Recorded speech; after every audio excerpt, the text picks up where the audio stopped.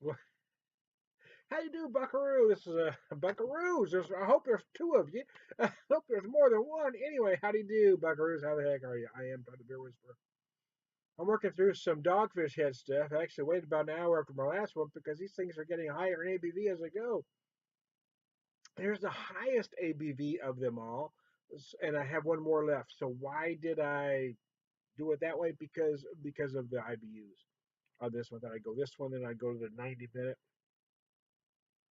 Anyway, the Dogfish Head Burton Baton. Let me read just a little bit from their website here, y'all.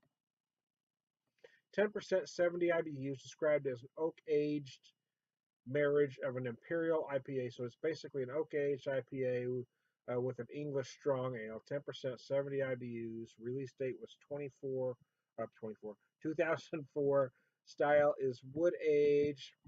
This oak aged hybrid has been gaining popularity over the past few years and is now available year round. For Burton Baton, we brew two threads of batches of beer, an English style old ale and an imperial IPA. After fermenting the beers separately in our stainless tanks, they're transferred and blended in one of our large oak tanks. So there you go. Burton Baton sits on the wood for about a month. When enjoying the Burton Baton, you'll find an awesome blend of citrus notes from northwestern hops melding with woody vanilla notes from the oak. The wood also tends to mellow the 10% ABV of Burton, so tread cautiously. Well, I'll tell you what, I mean, in all honesty, of the beers that I've had from Dogfish Head, they hide ABV extremely well. I mean, I had the 6.8% beer to drink music by, and it felt like a 5%. And then I had the Flesh and Blood IPA, which is 7.5%. It didn't feel a percentage over 6. So I mean, they are hiding ABV well over there. I do love an oak aged IPA. One of my favorite beers of all time is from New Albanian called Optimus, their oak aged version of their Hoptimus. Although when I first had that about 5 years ago, I've had friends tell me since then that maybe the quality is not what it once was. But when I first had that beer back in 2012, I thought, man, that is the best beer I've ever had. Up to that point, anyway. But I've had a lot of beer since 2012. The aroma's very nice on this. They mentioned vanilla from oak. You really get vanilla on the nose. It's the first thing I really noticed here. It's like a nice cream vanilla aroma. Nice. Let's take a drink and see what she does.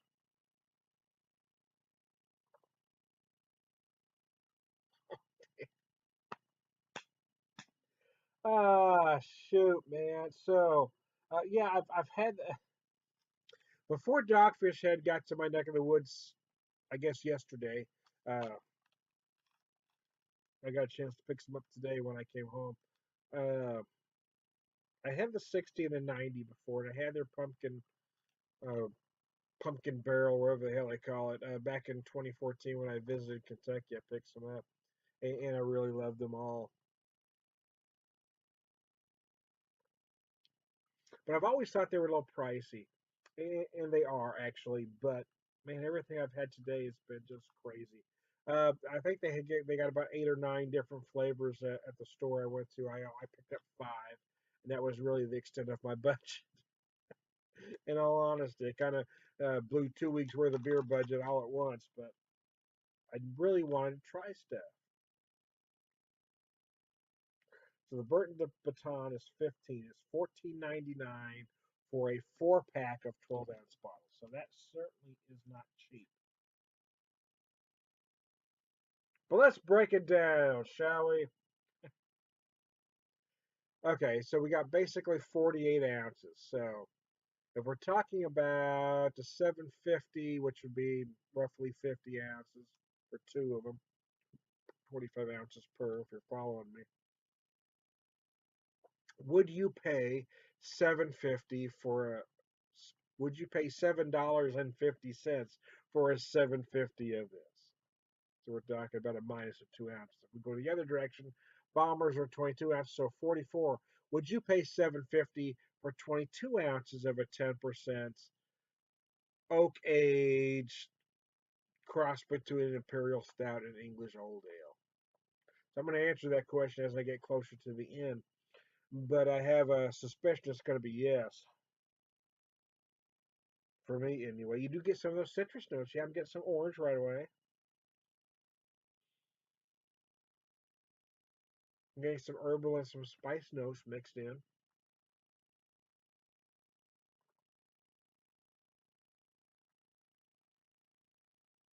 Now they don't mention the particular oak. Certain oaks can impart different things. Most oak, uh, uh, French oak specifically, will give you a whole lot of vanilla. A lot of vanilla. American oak will give you some vanilla as well, but certain American oaks, uh, many Missouri oak, for instance, can give you a lot of spice notes. Uh, a lot of cinnamon, for instance.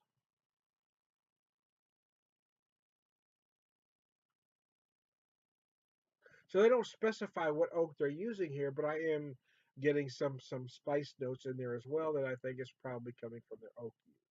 But there is plenty of vanilla to go around.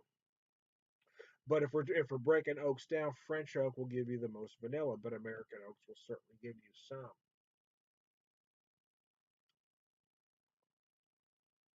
Mm. Wheelhouse. I've talked about this in several videos. Wheelhouse. We all have certain beers that, for whatever reason, that are right in our wheelhouse. They are right. They're those beers that we really, really love. They just flavor wise, aroma wise, for whatever reason, they just work for us. They may not work for everybody, but for whatever reason, they are the flavors, the aromas, the texture. They're everything we want in a specific something, whether it be beer, food, whatever. For me, I kind of went a long way around the barn to say that, but for me, this beer is in my wheelhouse. I'm not getting a whole lot of oak, although I am getting some.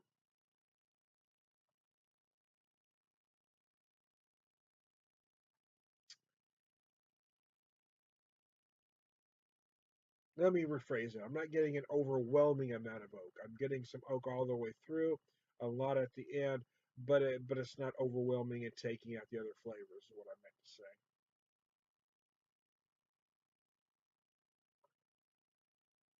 Oh, good gravy, Mabel. Wow, this is just an absolutely gorgeous beer.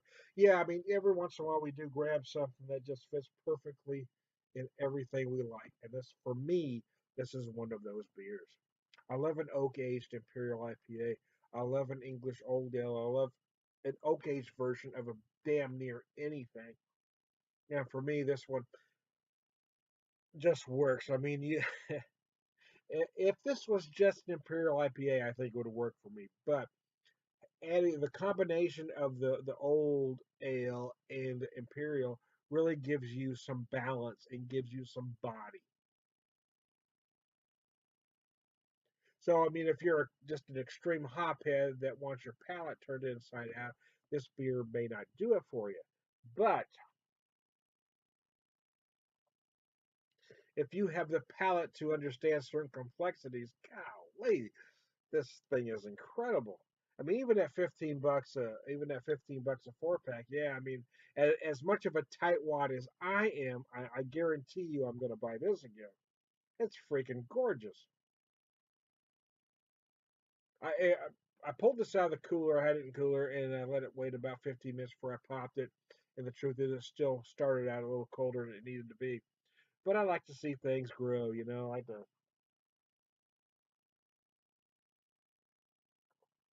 like to see it evolve. You know what I mean? So the longer I've let this sit, the reason I was saying that, that's the longer I've let this sit, the more that oak comes out. But also the more the beer really balances itself out. I do feel that old ale in there. I do feel that nice malt body, and then I feel that imperial IPA right at the end with that hoppiness. Not bitterness, but hoppiness. Because this ain't bitter in any way whatsoever, man. But the aromas, oh my gosh, the aromas make me want to pop a nutty. Oh man, it was really that good.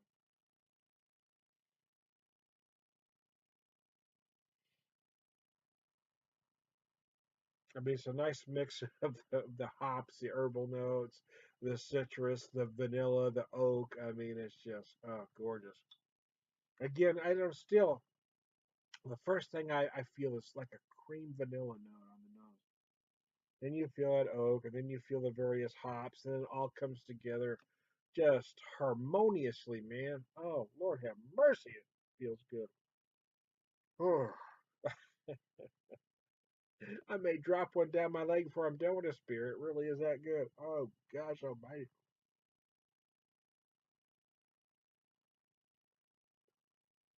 Anyways, sorry, Dogfish Head, for going over the top. It's kind of what I do, though.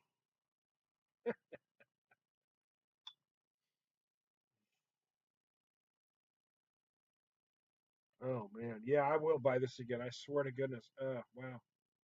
Well, I could drink this stuff by the truckload, about, hour and a half apart. But wow, it's just beautiful. Yeah, you know what? For me, a beer like this is probably more of a fall winter beer. But I'm not gonna let her stop me from drinking it in spring. Again, it is deceiving, like all the beers I've had today from Dogfish. I mean, it is 10%, but you don't feel it. For me, it doesn't feel boozy in the very least. It's very light. No, it's not very light. What I meant to say is it doesn't feel heavy. It feels lighter than it is. Maybe I have had too much to drink. I'm not conveying my point well. Anyways, hey, wow, I'm going to take a little break. I waited an hour between the last one before I popped this one. I do want to get one more in today on this Saturday. Wow, holy crap! But I'm going to probably have to wait a good 2 hours before I drink another one. This one's kind of getting to me. It's making me giggly. Wow, I think you'd have to surgically remove the smile from my face at this point. Oh my goodness. That's brutal. This is making me feel happy all over. Oh, wow. Anyways, I am trying to beer whisperer. Well, that's what I mean, man. The one, the only. Accept no imitations.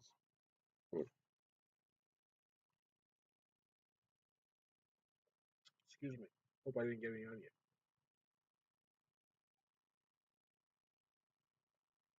Prolific beer drinker. Purveyor of Wisdom. An all around good guy. Drink on, drink well, and drink with passion, or don't drink at all.